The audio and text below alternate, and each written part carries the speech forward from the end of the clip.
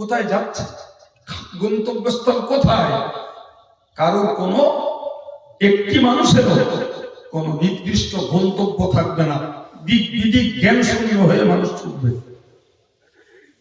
আবার বললেন ওয়াতাকুনুল জিবালু কাল-ইহনিল মানফুস, এই জমিনকে পেরেক স্বরূপ লাগিয়ে দিয়েছেন আল্লাহ পাহাড়গুলোকে।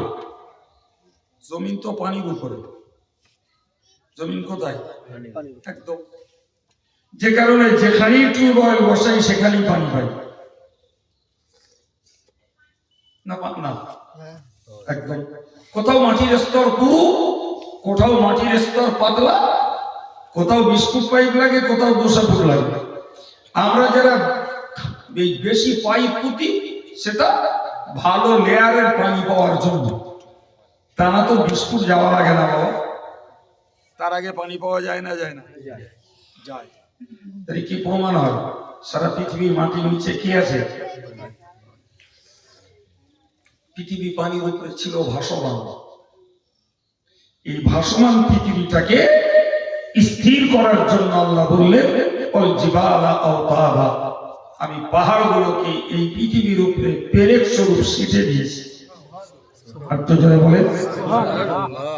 কোরআন শরীফের অন্য আয়াত থেকে আল্লাহ বলেছেন ওয়া আলকা ফিল আরদি রাওয়াসি আন তামিদা বিকুম, বাংলা মানে হলো আমি জমিনের উপরে পাহাড় স্থাপন করেছি যাতে করে জমিন তোমাদের নিয়ে টলে না পড়ে।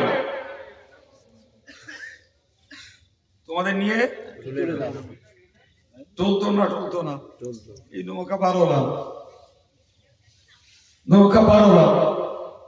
কেউ বা গাড়ির সাহায্যে, কেউ বা আরেকজনের হাত ধরে চলছে। আমি একজনের সাপোর্ট নিলাম, আমার থেকে সেও শক্তি পেল। কথা বলতে কেউ একটা সাইকেল ধরেও ব্যালেন্সটা ওর উপরে রাখছে। কথা ঠিক না ভুল? যে একদম নিঃসঙ্গ একলা দাঁড়িয়ে আছে, স্বাভাবিক ভাবে তার দেহ চলছে। তাহলে এই বিশাল পৃথিবী, এর উপরে আমাদের পায়ে চলা, গাড়ি চাপা, এর উপরে বাড়ি বাঁধা, সবকিছুই চলছে। যদি পাহাড়গুলোকে পেরেক স্বরূপ সেটে না দিতাম, তাহলে এই জমিনটা তোমাদের নিয়ে ওরকম হেলতো, দুলতো, টলতো, না পারতে চলতে, না পারতে চালাতে, না পারতে বাড়ি তৈরি করে দাঁড় করিয়ে রাখতে, মানুষের জীবন যাত্রাই দুর্বিষহ হয়ে উঠত। মানুষ চলতো ফিরতো আর মুখ চুবড়ে পড়তো। কথা বলেন না কেন? আল্লাহ বললেন আমি জমিনের উপরে পাহাড়গুলোকে পেরেক স্বরূপ লাগিয়ে দিয়েছি আন তামিদা বিকুম, যাতে করে জমিন তোমাদের নিয়ে টলে না পড়ে। সেই পাহাড় কিয়ামতের সময় সম্পূর্ণ ধনুরুদের তুলো ধরা মতো উঠবে। লেপ তৈরি করা যারা দেখেন না, তুলো ধরে ফুরফুর করে উড়ে চলে যাবে। যে পাহাড় এই পৃথিবীটাকে স্থির রাখতে আল্লাহর হুকুম পালন করছে, সেই পাহাড় তুলোর মতো উড়বে। তাহলে জমিন তখন আর দাঁড়িয়ে থাকবে? জমিন কি করবে? টলবে। বাহ, ভালোই বুঝে গেছে। তো হযরত জিবরিল আমিনের প্রশ্ন হলো যে কিয়ামত হবে এটা জানি, যে কিয়ামতের চিত্র হবে, মানুষ প্রজাপতির মতো বিক্ষিপ্ত ঘুরবে, পাহাড়গুলো উঠবে, আসমান ফেটে চৌচির হয়ে যাবে, যে সবকিছু জানি। কিন্তু আমার জিজ্ঞাসা করছি আপনাকে, একটু বলুন এই কিয়ামত হবে কবে? কথা বোঝাতে পারলাম? হবে কবে ওইটা বলুন। জি, রাসূল করিম সাল্লাল্লাহু আলাইহি ওয়াসাল্লাম তার সুন্দর জবাব দিলেন, বাল মাসউলু আনহা বিআলামা মিনাস সাইল। কি বললেন? যে আপনি আমাকে প্রশ্ন করছেন, আর আমি হলাম জিজ্ঞাসিত ব্যক্তি, আর আপনি প্রশ্নকারী। তো আমি এই জিজ্ঞাসিত ব্যক্তি, আপনি প্রশ্নকারী, তো আপনার থেকে ওই ব্যাপারে আমি বেশি জানি না। কথা ক্লিয়ার হয়েছে? কে বললেন? খোদ রাসূল বলছেন আমি আপনার থেকে ওই ব্যাপারে বেশি জানি না, আমার জানা নেই। হ্যাঁ বাবা, যে লোকটাকে অ্যাড্রেস করে সম্বোধন করে নবী বলছেন আপনার থেকে আমি বেশি জানি না, তাহলে ওই লোকটাকে বোঝা যাচ্ছে ওই লোকটা পৃথিবীর কোন উম্মতের মধ্যকার কেউ নয়। ঠিক না ভুল? না হলে উম্মত জানবেন রাসূল জানবেন না, এটা হয় না। তিনি পরিষ্কার বললেন যে আপনি জিজ্ঞাসাকারী ব্যক্তি আর আমি জিজ্ঞাসিত ব্যক্তি, তো আপনার তুলনায় এই প্রশ্নের উত্তর আমার বেশি জানা নেই। জি, প্রসঙ্গক্রমে একটা আয়াত বুঝুন। কোরআন শরীফে আল্লাহ বলেছেন ইন্নাল্লাহা ইনদাহু ইলমুস সাআ, কিয়ামত কবে হবে ও জ্ঞানটা আল্লাহর জ্ঞান। কার জ্ঞান? আল্লাহ। হারিস ইবনে আমর নামীয় একজন ব্যক্তি, লোকটা দুষ্টু প্রকৃতির। হারিস ইবনে আমর, এই লোকটা নবীর কাছে এসে বলল, মুহাম্মদ তুমি তো এই বারবার বলছো কিয়ামত হবে, কিয়ামত হবে, কিয়ামত হবে, কবে হবে? একটা প্রশ্ন। দ্বিতীয় প্রশ্ন হলো যে আমি চাষ করেছি, বৃষ্টি কবে হবে? তৃতীয় প্রশ্ন হলো আমার স্ত্রীর গর্ভে বাচ্চা আছে, স্ত্রীর গর্ভে বাচ্চা আছে, ওই বাচ্চাটা ছেলে বাচ্চা না মেয়ে বাচ্চা? তিন নম্বর প্রশ্ন হলো যে আমি আগামীকাল কি করব, কি খাবো? শেষ প্রশ্ন হলো আমি জন্ম নিয়েছি ফরিদকাঠি, মরবো কোথায়? আমি জন্ম নিয়েছি মক্কার অমুক গোত্রে, আমার মরণ কোথায়? কড়া প্রশ্ন। পাঁচটা নাও, আর একবার বললে সহজ হয়ে যাবে। এক নম্বর কিয়ামত কবে হবে, দু নম্বর বৃষ্টি কবে হবে, তিন নম্বর আমার স্ত্রীর পেটে কি বাচ্চা, চার নম্বর আমি কাল কি খাবো, কাল কি করব, পাঁচ নম্বর আমার জন্ম এখানে, মরণ কোথায়? কথা ক্লিয়ার হয়েছে? ঠিক এরই পরিপ্রেক্ষিতে আল্লাহ পাক এই আয়াতটা নাযিল করলেন এবং টু দি পয়েন্ট পাঁচটা প্রশ্ন নিয়ে উত্তর আল্লাহ দিয়ে দিলেন। সুবহানাল্লাহ। তার এক নম্বরটা বললাম।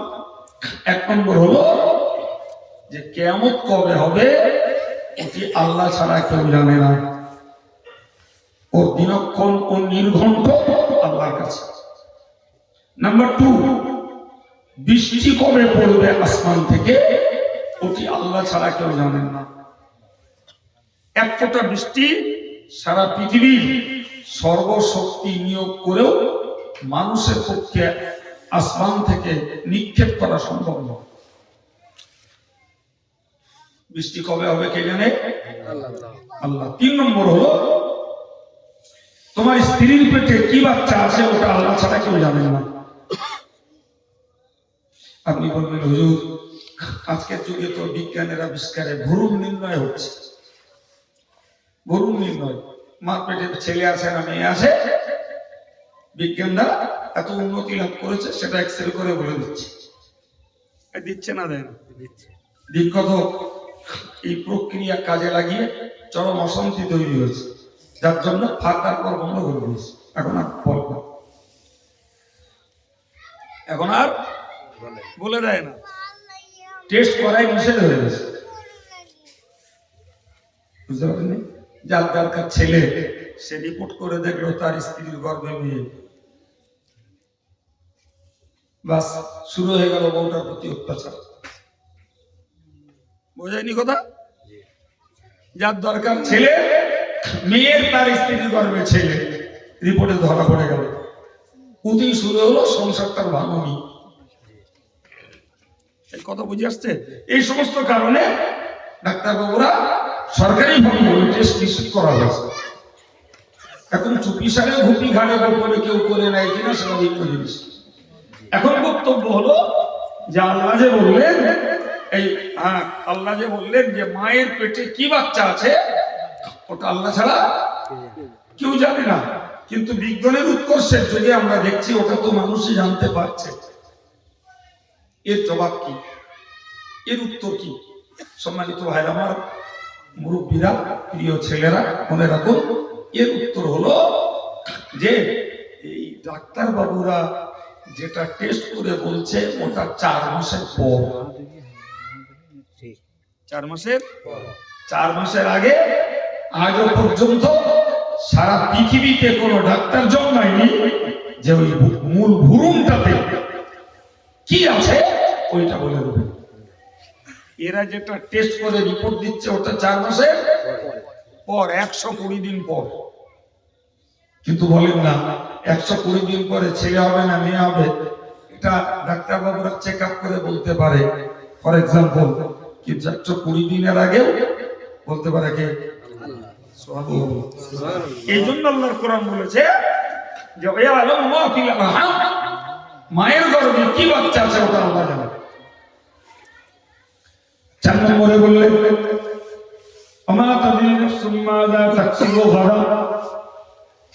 সারা পৃথিবীর এমন কোন প্রাণী নাই আগামীকাল কি কামাই করবে, কি খাবে, কি করবে এর খবর কেউ বলতে পারে? কথা ঠিক না? আর আমি গ্রামের মানুষ, আমার সকালের ইচ্ছা আমি সকালবেলা মাঠে যাবো কপি কাটতে। আমি সকালবেলা কপি কাটতে যাবো না, তার আগে মুখ চুপে পড়ে থাকবো, এর গ্যারান্টি। সকালবেলা কপি কাটতে যাবো না, রাত্রি ডায়রিয়ায় সকালবেলা হসপিটালে যাবো, কে জানে? 5 নম্বর, জন্ম আমার বইকালায়, আপনার জন্ম ফরিদকাটি, নাগরপুর, পুরো ইত্যাদি ইত্যাদি, কিন্তু মরণ কোথায়? হাদিস শরীফে এসেছে যার যেখানে মরণ আছে আল্লাহ পাক সেখানে তার কোন কাজের জরুরত তৈরি করে দেন। ও নিজের টানে চলে যায়, ও নিজের টানে ওখানেই তার একটা কাজ সৃষ্টি হয়ে যায়, ওই কাজের টানে চলে যায়, সেখানে গিয়ে মরে। কথা বুঝে আসিনি? যার মরণ আছে হজের পথে, ওই বছর হজে যাবে না, ও নিয়ে 26 সালে হজে যাবে, 25 সালে যাবে, জি, কিন্তু এদিক সেদিক করে সেই 25 সালে হজে টাকা জমা দিল, টিকিট পেল, হজে গিয়ে মরে গেল। তার মানে কি? তোর মরণ রে বাবা মক্কায় এই বছরে, তুই যাবি না বললে হবে? জি, আমাদের বৈষয়িক মেয়েরা বলতো, আমি আমার নিজের দাদিমার কাছে শুনেছি, ঠিক এরা বলতো যার যেখানে মরণ হয় লাভ হারা করে সেখানে যায়। আমার দাদির কাছে শুনিস ছেলেরা, আমি বলতো আবু লাখ গু বলতুম দাদিকে, বলি আবু লাখ রে, তুমি তো ওই নৌকা। কথা বুঝতে পারেননি?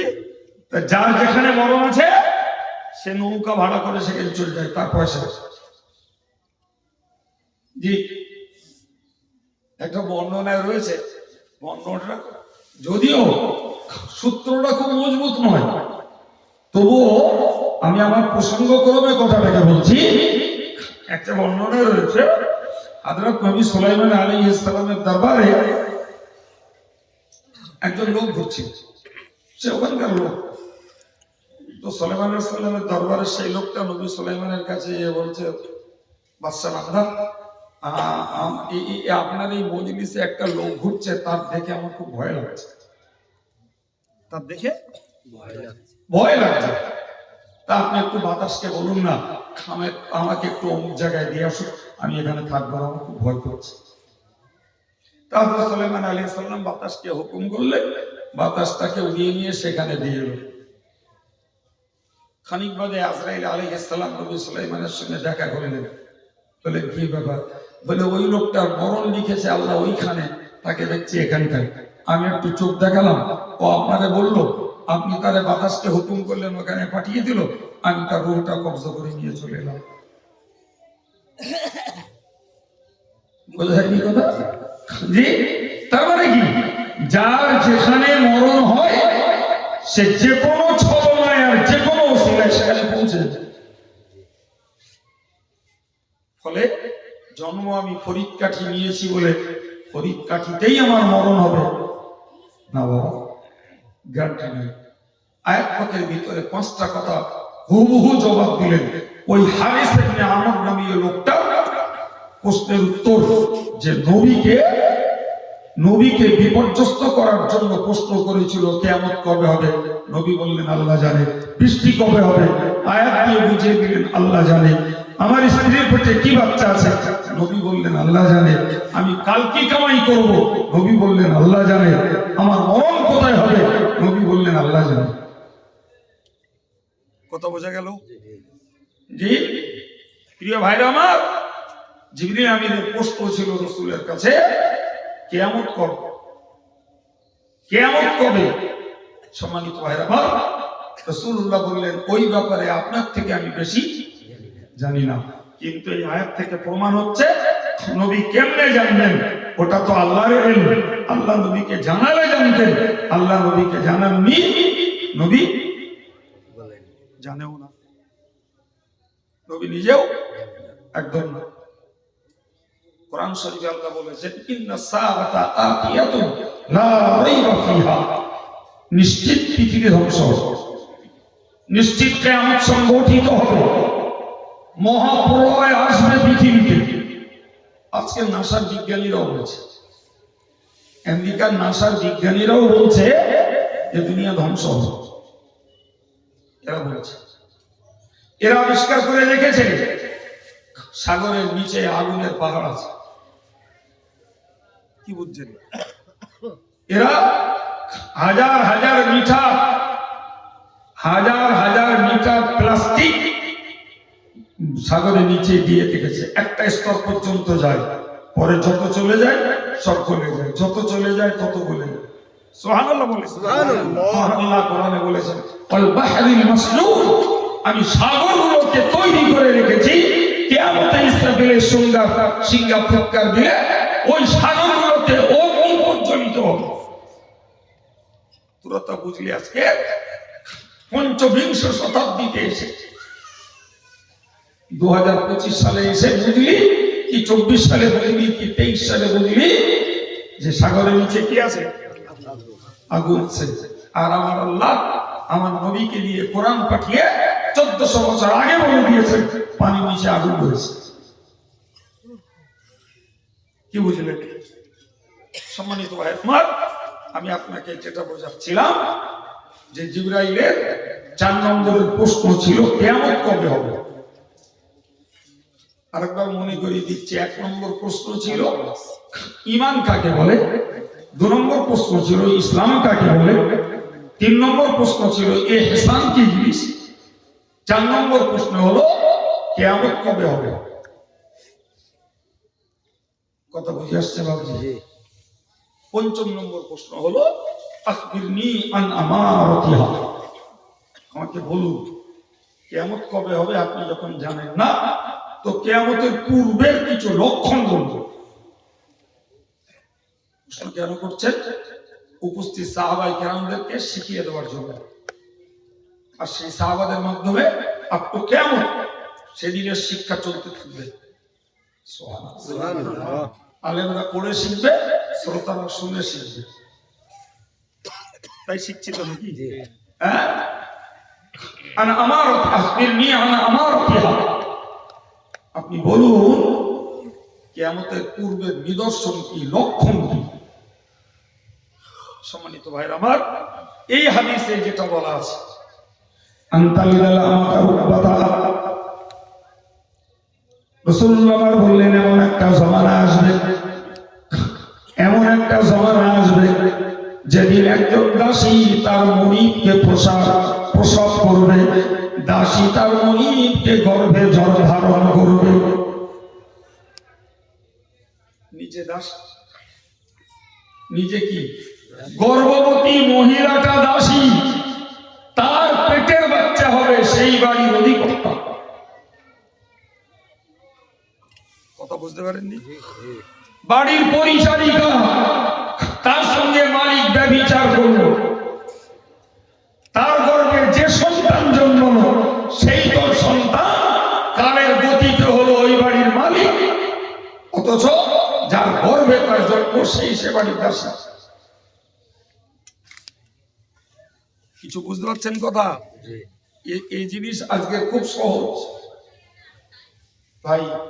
এমনটাও হতে পারে ব্যভিচারের সন্তান জন্মালো, লোক লজ্জার ভয়ে সন্তানকে ফেলে দিয়ে দিল, কেউ তাকে কুড়িয়ে নিয়ে প্রতিপালন করলো। কালের চাকা ঘুরতে ঘুরতে সেই সন্তান বিরাট অ্যাসেটের মালিক হলো। তার বাড়ির ঝি প্রয়োজন, যার গর্ভে তার জন্ম, সেই তার বাড়ির ঝি। কথা বুঝে আসছে কি? তার মানে হলো ব্যভিচারের পরিমাণ বাড়বে, প্রমাণ শূন্য সন্তান পৃথিবীতে ভরে যাবে। আপনি শুনলে আশ্চর্য হয়ে যাবে। আমেরিকার পরিসংখ্যানে বেরিয়েছিল কয়েক বছর আগে, বছরে আমেরিকাতে 5 লক্ষ করে হারামজাদার জন্ম হয়। এখন আরো বেড়েছে। আমি কয়েক বছর আগের বলছি, 5 লক্ষ করে হারামজাদার জন্ম নেয়। এখন এই হারামজাদা, সে ছেলে হোক চাই মেয়ে হোক, সে যখন অর্থশালী হবে ভাই, তার বাড়ির চাকর লাগবে, ঝি লাগবে। ঘুরতে ফিরতে দেখা যাবে যার গর্ভে তার জন্ম, সেইটি তার বাড়ির ঝি। প্রিয় নবী এই জন্য জিবরিল আমিনকে বললেন যে কিয়ামতের পূর্ব লক্ষণ হলো, সহজ কথায় ব্যভিচারের পরিমাণ বাড়বে, যার কারণে বাড়ির দাসী বাড়ির মনিককে প্রসব করবে। বাড়ির দাসী একদম, বাড়ির দাসী বাড়ির মনিককে প্রসব করবে। সম্মানিত ভাইরা আমার, প্রিয় নবী সাল্লাল্লাহু আলাইহি ওয়াসাল্লাম আবার বললেন, হে প্রশ্নকারী, আনতারাল হুফাতাল উরাতাল হাওয়াতা রিআয়াশ শাই ইয়াতাতাওয়ালুনা ফিল বুনিয়ান। বললে হে প্রশ্নকারী, তুমি দেখতে পাবে। তার মানে হলো হে সাহাবীরা তোমরা দেখবে। তার মানে হলো হে পৃথিবীর কিয়ামত পর্যন্ত মানুষেরা তোমরা দেখতে পাবে। সুবহানাল্লাহ, এটা হাদিসের মানে। সাহাবীরা দেখবে, সাহাবীদের পরম্পরায় আজকের আমরা শুনছি, মানে আমরাও দেখতে পাবো। আমার নেক্সট জেনারেশন তারাও দেখতে পাবে। ওটা ভারতের লোক না, আমেরিকার লোকও দেখতে পাবে, হাড়ে হাড়ে পাচ্ছে। কি জিনিস বললেন?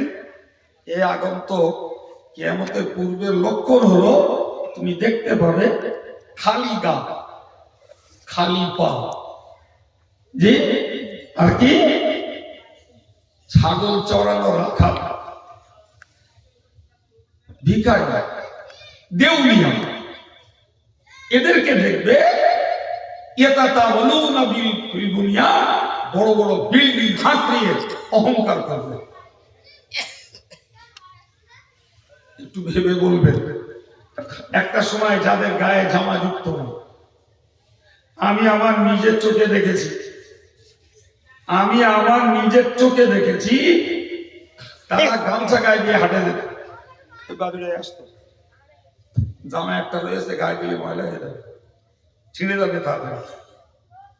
পায়ে জুতো নেই, অন্যের দুয়ারে ভিক্ষাগিরি করে, অন্যের কাজ করে, পান্তার আমানি নিয়ে তাদের জীবন চলত। জি, আমি এমন লোককে জানি যে রীতিমতো অরিজিনালি ছাগল চড়াতো। তারা এখন যা বিরাট বিরাট বিল্ডিং হাঁটিয়েছে, তারা যখন অর্থশালী, তারা যখন বাবুগিরি করছে, ভাই বিশ্বাস করুন তাদের সামনে মুখ লাগাতে নিজেদের লজ্জা লাগে। আপনি এই যে আমূল পরিবর্তন কোথায় দেখবেন? সারা পৃথিবী জুড়ে যে কান্ট্রিতে, যে স্টেটে, যে প্রভিন্সে যাবেন, সেখানেই দেখবেন মানুষের জীবনের এই আমূল পরিবর্তন। আপনি কি মনে করছেন নদীর এপার বলে দেখা যাবে না? খোঁজ নেন, খোঁজ নেন। আগের গরিবরা এখন ধনী হয়েছে কিনা, আগের অশিক্ষিতরা এখন নেতা হয়েছে কিনা, কথা বলে। হাড়ের গায়ে চামড়া জড়াতো, তাদের ঘুড়ি বেড়ে এখন বাবু হয়ে গেছে। তাদের নাম ধরে ডাকলে সম্মান যায়, বাবু বলতে হয়। অথচ এক সময় তারা কাগজ কুড়িয়েছে, জি, এক সময় পরের দুয়ারে মানদারি করেছে, লেবারি করেছে পরের দুয়ারে। আজকে তারা এসি রুম তৈরি করেছে, স্পঞ্জে থাকছে, গ্লেস টালি বসিয়ে বাড়ি করছে। হয়েছে না হয়নি? জোরে বলেন। কোথায় পাবেন না? আপনি বলবেন হুজুর তাই বাড়ি করা, অনেক টাকা হওয়া, এটাকে দোষ? আমি তা বলি না, একবারও দোষের কথা বলি না। আমি আপনাকে বোঝাতে চাইছি, পৃথিবীর এই যে উন্নয়ন, মানব জীবনের এই যে উন্নতি, পোশাকের উন্নতি, গাড়ির উন্নতি, বাড়ির উন্নতি, খাবারের উন্নতি, লাইফ স্টাইলের উন্নতি, কসমেটিক্সের জিনিস ব্যবহারের উন্নতি, রাসূলুল্লাহ বুঝিয়ে দিলেন যখন পৃথিবী জুড়ে দেখবে মানুষ উন্নতমুখী, খাওয়ায়, পড়ায়, জীবনযাত্রায়, বাড়ি ঘরে যখন উন্নত দেখতে পাবে, তখনই বুঝো ওটা কিয়ামতের পূর্ব লক্ষণ, ওটা কিয়ামতের ঘনিষ্ঠ সময়। কিয়ামত আর বেশি জোরে বলেন দেরি নেই। বুকে হাত দিয়ে বলুন তো, বয়স্ক লোক অনেক আছেন, মাইলো, ভুট্টা, আটা গোটা খেয়েছেন না খাননি? কথা বলেন, কথা বলেন, খেয়েছেন? হ্যাঁ, আমাদের দাদিরা পরের দুয়ারে ঢেকিতে ধান বানিয়ে এক মুঠো ভাতটা এক থালা আমানি এনে খেয়েছে না খাইনি? আজকে খুঁজে আসুন দিন, আজকে খুঁজে আসুন আমানি খাওয়ার লোক আছে, আজকে খুঁজে আসুন ঢেকিতে ধান বানার লোক আছে, আজকে খুঁজে আসুন পরের দুয়ারে কাজ করে দুটো ভাত এনে খাবে। আপনি ইচ্ছা করে কিছু দিলেন আলাদা কথা, আপনার ভাত খাবে না, রীতিমতো স্যালারি দিতে হবে, মাসে টাকা দাও, কাজ করে যাচ্ছে, থালা ঘটি বাটি করে মেঝে দিয়ে চলে গেল, মাস গেলি 6,000। ও বাড়িতে পানিটা তুলে দিয়ে এলো, ওতে 3,000। আর এক বাড়িতে বাজারটা করে দিয়ে এলো, ওতে 5,000। কথা বলছেন না কেন? হ্যাঁ, আমাদের গা গ্রামে তো মাশাআল্লাহ লাগে। আমার গা গ্রামের মেয়েরা সংসার মেনটেন্যান্সের জন্য তারা নিজেরাই যথেষ্ট। জি, যাদের টাকা এক খামচা বেশি আছে তারা এগুলো করে, হোম ডেলিভারি নেয়। জি, আর চাকরি যখন পায় তখন আর একটু রস বেশি হয়। কথা বলছেন ঠিক না ভুল? জি, ফরিদ কাটি বসে চাকরি পাচ্ছে, এখানে বসে লেখাপড়া আছে। বেয়াদবি মাফ করেন, আমার বলা যায় না, কেউ থাকলে বলবেন আমার কথা কেটে কথায় হুজুরি বলতেছে, নাউজুবিল্লাহ না বলো। আমি আমার প্লেন আলোচনায় বলছি এবং বাস্তবের কথা বলছি। যে লোকটা ফরিদকাটি থেকে লেখাপড়া শিখে হায়ার ডিগ্রি লাভ করে চাকরি পেল কোথায়? পুলোর হাই স্কুলে, ফর এক্সাম্পল। কোথায় পেল? পুলোর হাই স্কুলে। সেই লোকটা এখান থেকে ভিটে মাটি ছেড়ে দিয়ে বারাসাত যেয়ে বাড়ি করছে, আর ওখানে চাকরি করতে আসতেছে পুলোয়। হ্যাঁ বাবা, কি তুমি বারাসাত চাকরি কেন? বললো গ্রামগঞ্জের থেকে ছেলে পেলেদের লেখাপড়া হবে না, ছেলে পেলেরা মানুষ হতে পারবে না, তাই বারাসাতে বাড়ি করিস। যেই ঘুরিয়ে বললাম তোমার লেখাপড়াটা কি করে হলো? এখনকার দিন আলাদা, এখনকার দিন আলাদা। ব্যাপারটা তা নয়, তখন টাকা কম ছিল ওই জন্য লেখাপড়া এখানে হয়েছে, এখন টাকার রস হয়েছে, ও লেখাপড়া এখানে হবে না, এখন বারাসাত যেতে হবে। কি বুঝছেন? আমি এমন মাস্টার মশাই জানেন, যে গ্রামে জন্ম সেই গ্রামে উচ্চ মাধ্যমিক হাই স্কুল, সেই স্কুলে চাকরি পেয়েছে। বলেন এর থেকেও সুবর্ণ সুযোগ আর কিছু আছে? হ্যাঁ, সেখান থেকে ছেড়ে দিয়ে বারাসাতে বাড়ি করেছে। আমি গেছি সেখানে বারাসাতে, আমারে বলছে এটা সব মাস্টার পড়া। আমি বাহ, মাঠ পড়া হয়, নতুন পড়া হয়, তোমাকে মাস্টার পড়া হয়েছে। খোঁজতে দেখলাম সব আমাদের এই হামসায়ের লোকজন, সব হামসায়ের লোকজন। জি, টাকার জোরে ওকে নিয়ে বাড়ি করে গোটা এলাকাটা তারা দখল করেছে। কারু বাড়ি বাজলে, কারু বাড়ি কাটিয়াট, কারু বাড়ি বসিরহাট, কারু বাড়ি গোবরডাঙ্গায়, এইসব লোকজন। প্রিয় ভাইরা আমার, সব কিয়ামতের পূর্ব লক্ষণ।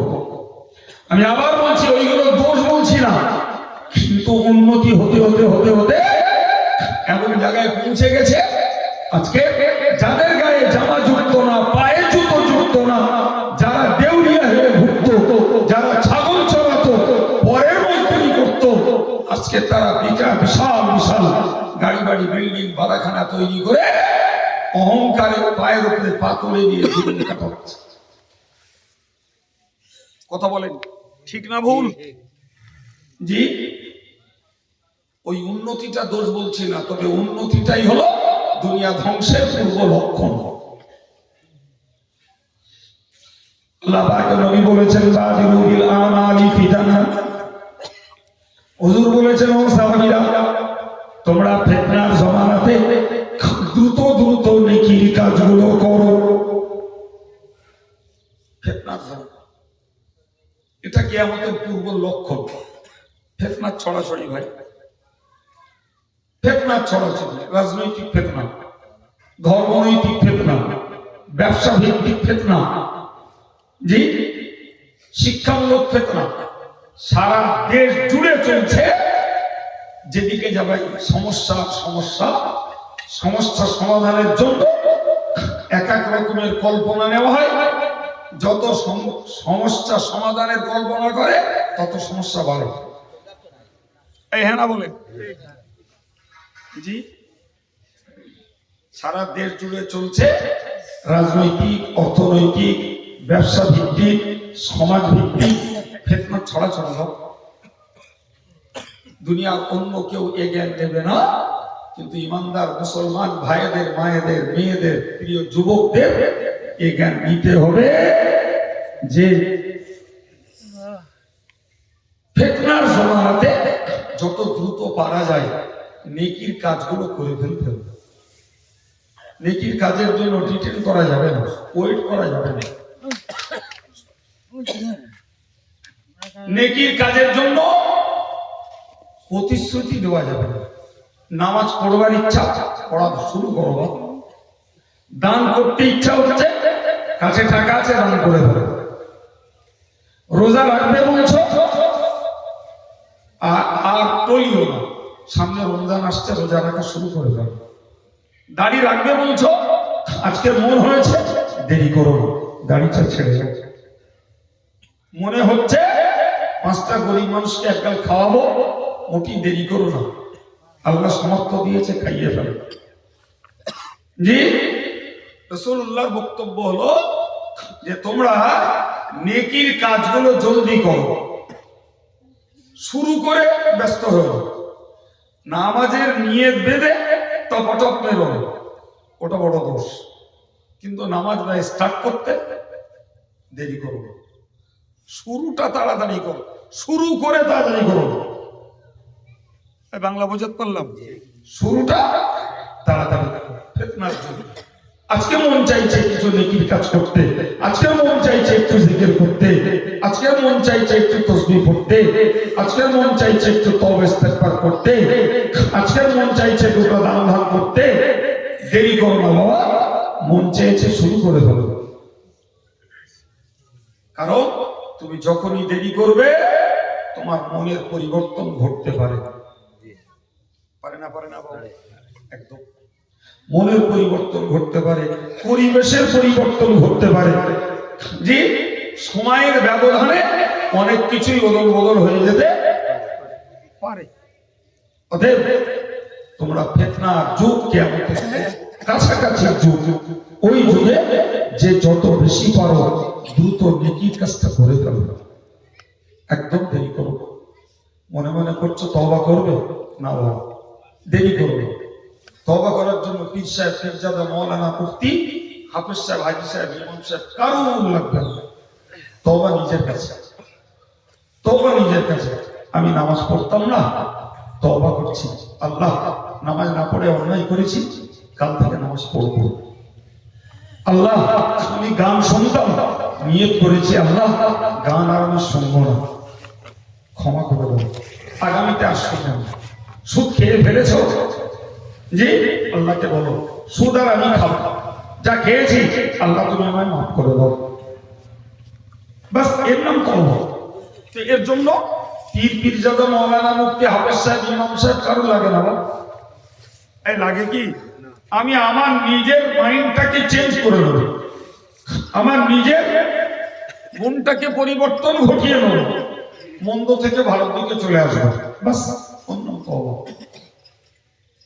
আল্লাহ পাকের নবী বলেছেন কিতাবুল লাইলিল মুযিন, ও সাহাবীরা তোমরা মনে রাখো, হে বিশ্ব উম্মতে মুসলিমা তোমরা মনে রাখো, কিয়ামতের নিকটবর্তী সময়টা হলো আধার রাতের সমতুল্য। কেমন? আধার রাত, আধার রাত, কাছে লাইট নাই, পথ চলতে হবে আমার। প্রিয় ভাই আমার, তাহলে আধার রাতে যদি পথ চলতে যাই, আমাদের দেশীয় ভাষায় বলতে হয় একটু গাছার চক্কর। কি বলছেন? আরে বাবা আজকে তো ইলেকট্রিকের যুগ, কিন্তু আমরা তো এখনো ভুলে যাইনি, এখনো ভুলে যাইনি। এই সেদিনের কথা এখনো সামনে মনে হচ্ছে, টেমি জ্বালিয়ে ভর্তি হয়েছে। সেদিনের কথা মনে হচ্ছে, রাত 8টা বাজলে গ্রামে আলো খুঁজে পাওয়া যেত না, ঘুটঘুটে অন্ধকার। সেদিন আমার মনে আছে ভালো, আমার থেকে বৈষয়িক যারা তাদের আরো ভালো মনে থাকে, কেননা ওরকম পরিস্থিতি তারা আরো বেশি উপভোগ করেছে। জি সেদিন দূরে যায়নি, সামনের লোকটা লাইট মেরে মেরে গাড্ডা ডিঙিয়ে ডিঙিয়ে কাদা দেখে দেখে বাড়ি যাচ্ছে, পিছনের লোকটা বলছে ও ভাই লাইট একটু ভালো না হয়, গাড্ডাটা পার হয়ে নেই। কথা বলছেন না কেন? ভুল বলছি? হ্যাঁ প্রিয় ভাই, রাসূল করিম সাল্লাল্লাহু আলাইহি সাল্লাম বললেন যে কিয়ামতের কাছের সময়টা হলো আধার রাতের সমতুল্য, যখন পথ চলতে গা ছপছপ করে। একটা শুকনো আমের পাতা যদি নিচে আর একটা শুকনো পাতার উপরে পড়ে খস করে ওঠে, মনে হয় যেন খস করলো না ফোঁস করলো, গাটা নিচে ওঠে। যাচ্ছি যাচ্ছি যাচ্ছি, ওই জন্য গাছের আমটা রেখে ভাঙিয়ে মনে হচ্ছে। কথা বলেন না কেন? আল্লাহ পাকের নবী বললেন যে এই আঁধার রাতে পথ চলতে যেমন গা ছপছপ করে, আখিরি জমানাতে কিয়ামতের পূর্ববর্তী সময়ে ধর্ম নিয়ে চলতে গেলেও এরকম গা ছমছম করবে। কি নিয়ে চলতে গেলে? আমার দিকে তাকান, কি বলেছি? আমার কথাটা সত্যি না মিথ্যা? জি সত্যতার প্রমাণ নেন, একদম নরমালে প্রমাণ দিচ্ছি। ভাই আমি একটা কাজ করছি, ইনি বলছেন ও কাজ না জায়েজ, উনি একটা কাজ করছে আমি বলছি না জায়েজ, আর আমার যারা ভক্ত আমার কাজটা ফলো হচ্ছে, তাকে মনে মনে হচ্ছে কি জানি উনি তো করছে, তো ওই হুজুর উনি তো বলতেছে কাজ করা যাবে না, কি জানি ঠিক করতিস না ভুল করতিস কি জানি। আবার ওনার যারা ভক্ত তারা চিন্তা করতেছে আমরা হুজুর তো করতেছে আমরা করছি, কিন্তু কি জানি অন্যায় করছি না সওয়াবের কাজ করছি। বোঝা যাচ্ছে না কথা? জি আমরা আকিরুজ্জের নামাজ পড়ছি, আরেক দল বলছে বেদাত, ও করা যাবে। আমরা কিয়াম পড়ছি, আরেক দল বলছে করতে নিকেশে। আমরা আজানের হাত তুলছি, বলছে ও বেদাত। আরেকজন বাপ মরে গেছে খানার সাথে দিচ্ছে, আরেকজন বলছে ও খানার সাথে দিলাম, কি ওতে কোনো স্বভাব নেই। কি বলছেন? এগুলো কারোর কাছে অজানা আছে? একদম অ্যাভেলেবেল, একজন অ্যাভেলেবেল। জি এটাই হলো ধর্মীয় ফিতনা। জি দাঁড়িয়ে রেখে টুপি পরে 2-4 বার হজ করে কাওয়ালি করছে, আর আরেকজনের মনে হচ্ছে ও এত বড় হাইস সাহেব 7বার হজে গেল, ও কাওয়ালি করছে, ওইটা না যায় হয়? ও নিশ্চয় যায়। ইয়াকুবের কাছে ফতোয়া দিলে ইয়াকুব বলল কাওয়ালি না যায়, লেটা বেঁধে গেল। ও আচ্ছা 5বার হজ করেছে, ও বুঝিনি, তুমি একলা বুঝো? বলেন না। হ্যাঁ, আমার স্টেজে একটা বড় এলসিডি লাগিয়ে দিল, ওই মেয়ের ওখানে বসে দেখবে। আমি বললাম আমি ওকে হজ করবো না। খোলা চোখে যা দেখা যায় পর্দায় তা দেখা যায়। খোলা চোখে আমি পরের বউ পরের মেয়ে দেখবো, এও যায় না, আর তারা আমারে দেখবে, এটাও যায় না। অত পর্দায় ওটা যায় না। আর একজন হুজুর এসে দিব্য বলল এলসিডি চালিয়ে দাও, অসুবিধা নেই। কথা বলেন। আমি আমার বক্তব্যে পরিষ্কার বুঝিয়ে দিলাম, শিল্পী দিয়ে গজল দেওয়া মানে এক নতুন করে এক বেদাতি খেতেন। এদারে ছেলে এদারে মেয়ে, দুজন দুয়েট কণ্ঠে গজল গাইছে, পাড়ার যুবক আর যুবতীরা সব পর্দা ফাঁক করে দিয়ে সামনে এসে হাজির। আমি উঠে বললাম ওটা না যায়, সে আমার নামে গাল গেল। এদিকে তাদের একদল আনছে, তারাও জামা দাড়ি টুপি সব আছে, কেউ বলছে আমি হাফিজ সাহেব, কেউ বলছে আমি মৌলানা সাহেব। জি গজল গাইছে, তাতে দোষ, এতেও তো হেদায়েত আছে। কোনটা নেব? পক্ষেও লোক আছে, বিপক্ষেও একদম, পক্ষেও লোক আছে, বিপক্ষেও ভেগধারী, বড় বড় ভেগধারী। কেউ বলছে এ শয়তান, কেউ বলছে ও কাফের, কেউ বলছে ও জাহান্নামী, কেউ বলতেছে মুনাফিক।